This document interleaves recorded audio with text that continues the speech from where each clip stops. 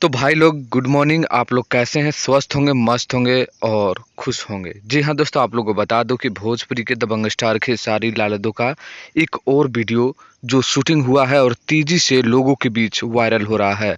और वो shooting video मैं आप लोगों को दिखा रहा हूँ। फुल्ली टपोरी वाला खेसारी लाल यादव लुक में इसमें नजर आ रहे हैं। जी हाँ दोस्तों, फुल्ली टपोरी वाली खेसारी लाल यादव इसमें नजर आ रहे हैं।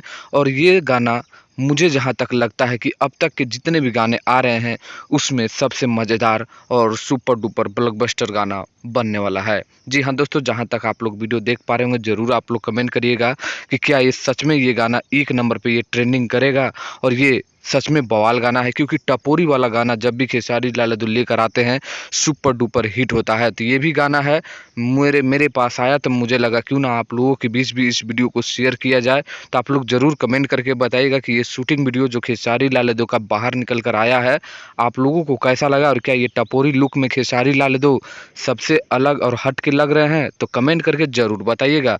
आज के लिए बस इतना ही था। वीडियो को लाइक करिए, ज़्यादातर शेयर करिए। आने वाले खबरों के लिए चैनल को ज़रूर सब्सक्राइब कर लीजिए। मिलते हैं नेक्स्ट वीडियो में दोस्तों, तब तक के लिए धन्यवाद।